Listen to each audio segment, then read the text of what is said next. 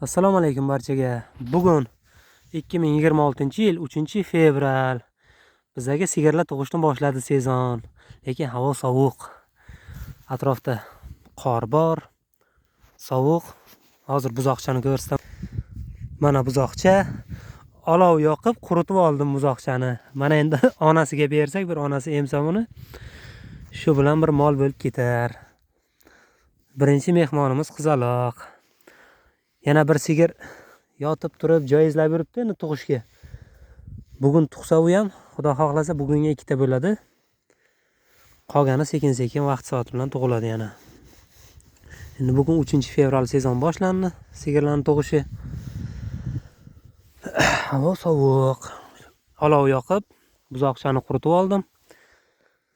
Endi bir onasiga berib emiztirsak buni, shu bilan o'lmaydi, yuraveradi. Mana atrofga olib qor bor. Kecha bilmadim endi 9-10 daraja issiq bo'ldi. Qor bino erib qoldi. Hozir yo'llarga, bir soya turadigan joylarga qorlar bor. Xo'p. Bugunga normallik-ku, ishqil mana shu buzoq bir onasini emsa, shu bilan bu ham o'lmaydi. Yashab ketadi. Sovuq yeb turibdi buzoq tumshug'i. Tumshug'i qurib qolgan, o'zi bir varaja qilganday turibdi, daqqalab turibdi.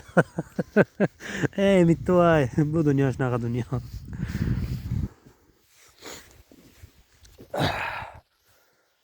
Bo. Bu yoqda onasi yuribdi. Keldi, haydab yubordim. Bo.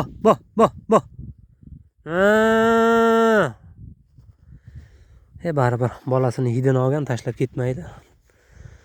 Kichkintoyga olib sovuq havo.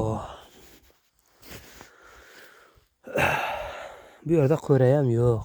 Dashta tug'adi, o'zi qaraydi. Omadim kelmani shular ustidan tushib qolsam, qarayman, olov yoqib bir quritaman. Onasini bir emsa bo'ldi, bu buzoq o'lmaydi keyin. Yashab ketaveradi. Hamma gap bir onasini emguncha. Endi qani jon oldi-ku, issiq. Ozgina olovni yoniga turib, badani issiq, yunglari quridi. Mitvoyni. Bu yoq endi Xudodan.